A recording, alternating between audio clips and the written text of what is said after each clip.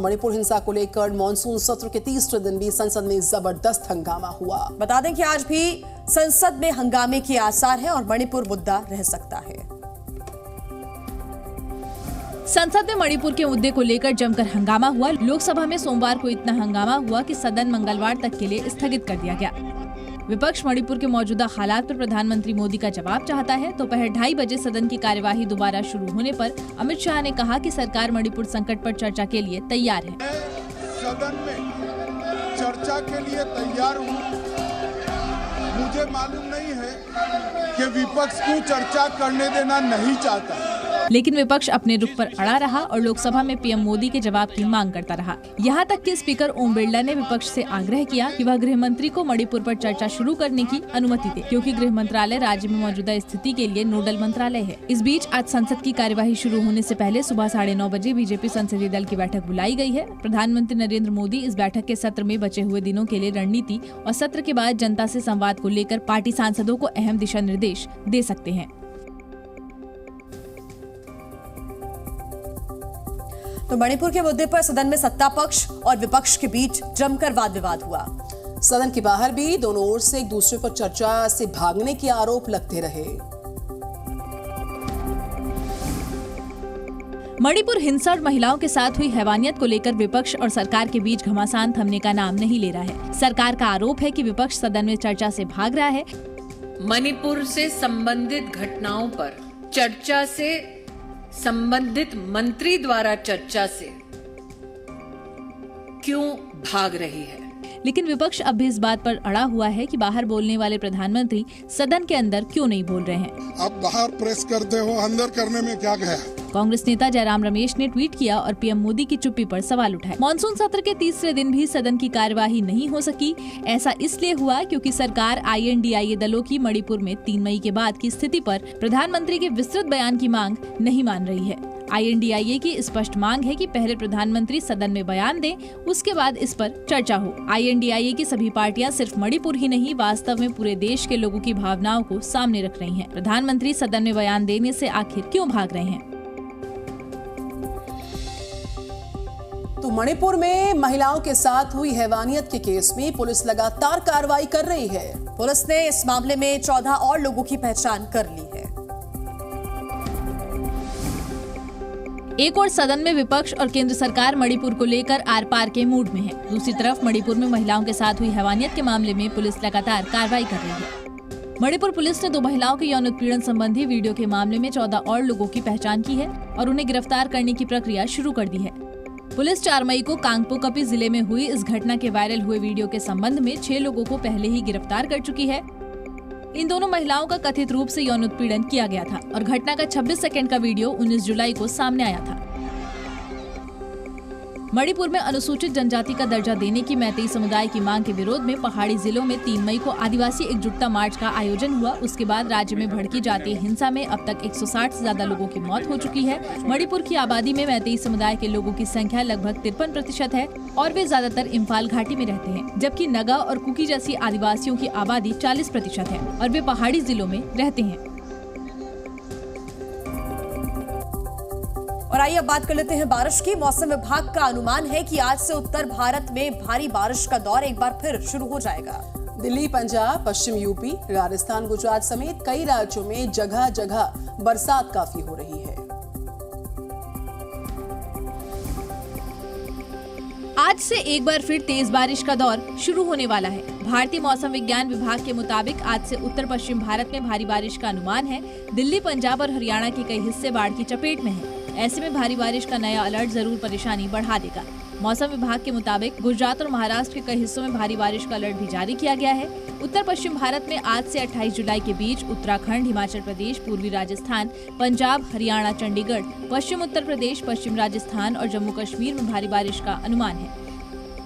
विदर्भ और छत्तीसगढ़ में 26 और 27 जुलाई को अलग अलग स्थानों पर भारी बारिश का अनुमान है। दक्षिण भारत में तटीय आंध्र प्रदेश समेत कई इलाकों में हल्की से मध्यम और कहीं कहीं पर भारी से बहुत भारी वर्षा होने का अनुमान है। 28 जुलाई तक ओडिशा, पश्चिम बंगाल और सिक्किम में कुछ स्थानों पर भारी बारिश के साथ हल्की बारिश होने का अनुमान है। आज और कल ओडिशा में कुछ स्थानों पर बहुत अधिक बारिश हो सकती है। तो मुंबई सहित महाराष्ट्र के 8 जिलों में आज भारी बरसात का अलर्ट जारी किया गया है। लेकिन गनीमत यह है कि बारिश का ये दौर इस हफ्ते के आखिर में खत्म हो जाएगा।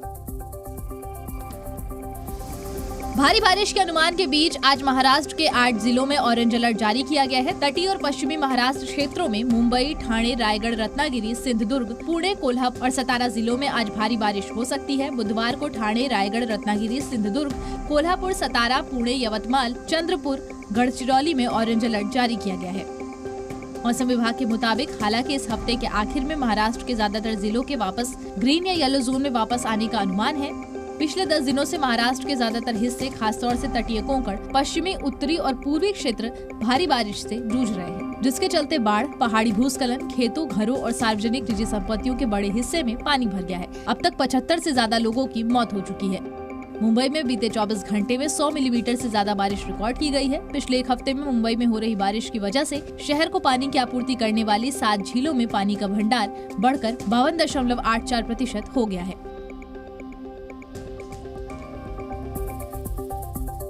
बात गुजरात के जूनागढ़ में मूसलाधार बारिश से जनजीवन अस्त व्यस्त हो गया है और भारी बारिश के बीच 2 मंजिला इमारत ढहने से 4 लोगों की दर्दनाक मौत हो गई। भारी बारिश के बीच गुजरात के जूनागढ़ में एक 2 मंजिला इमारत गिरने से बड़ा हादसा हो गया, जहां 2 मंजिला इमारत गिरने से 4 लोगों की मौत हो गई। इस इमारत के मलबे में 6 लोगों के दबे होने की आशंका जताई गई है। स्थानीय लोगों की मदद से मलबे को हटाने का काम किया जा रहा है। सूचना मिलने के बाद एनडीआरएफ की टीम मौके पर पहुंची और रेस्क्यू ऑपरेशन शुरू किया। हादसे का शिकार हुई इमारत सब्जी मंडी इलाके में मौजूद थी। बिल्डिंग के ग्राउंड फ्लोर में कई दुकानें थी, जबकि ऊपर वाले हिस्से में लोगों की रिहाइश थी। अभी भी मलबे में कई लोगों के दबे होने की आशंका है। स्थानीय लोगों के मुताबिक ये इमारत काफी पुरानी थी। निगम ने इसमें रहने वाले लोगों को नोटिस भी जारी कर दिया था। शनिवार को शहर में आई बाढ़ के चलते इसकी नींव और कमजोर हो गई माना जा रहा है। इसी वजह से इमारत गिर गई। जूनागढ़ शहर में शनिवार को 4 घंटे में 10 इंच बारिश रिकॉर्ड की गई, जिसके बाद जूनागढ़ में बाढ़ आ गई। जूनागढ़ में सैकड़ों कच्चे मकान भी गिर गए हैं।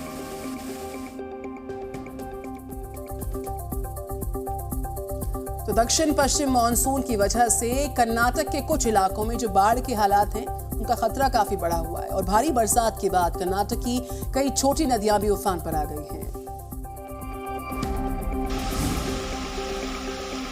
दक्षिण पश्चिम मानसून के चलते कर्नाटक में बाढ़ का खतरा बढ़ गया है। भारी बारिश के बाद कई छोटी नदियां उफान पर हैं। भारी बारिश के अनुमान के मद्देनजर बेलगावी, धारवाड़, उत्तर कन्नड़, हावेरी, हासन, शिवमोगा, उडुपी, दक्षिण कन्नड़, कोडागू में आज के लिए स्कूल और कॉलेजों को बंद कर दिया गया है। मौसम विभाग ने 3 तटीय जिलों उडुपी, दक्षिण कन्नड़, उत्तर कन्नड़ के लिए रेड अलर्ट जारी किया है। कुछ इलाकों में बिजली सप्लाई भी बंद हो सकती है। मौसम विभाग ने चिकमगलुरु, कोडागू, शिवमोगा के लिए ऑरेंज अलर्ट जारी किया है, जबकि बेलगावी, हावेरी, कुलबर्गी, विजयपुरा, हासन के लिए येलो अलर्ट जारी किया गया है। दक्षिण कन्नड़ और उडुपी जिलों के कई हिस्सों के लिए भारी बारिश की चेतावनी पहले से जारी है। पिछले 2 दिन में इलाके की कई नदियों का जलस्तर बढ़ गया है, जिससे निचले इलाकों में पानी भर गया है। भारी बारिश की वजह से नेत्रावती, फाल्गुनी और दक्षिण कन्नड़ जिलों के कई हिस्सों के निचले इलाकों के लिए खतरा बढ़ गया है। मौसम विभाग ने 27 जुलाई तक तटीय कर्नाटक में मध्यम स्तर की बारिश होने का अनुमान जताया है।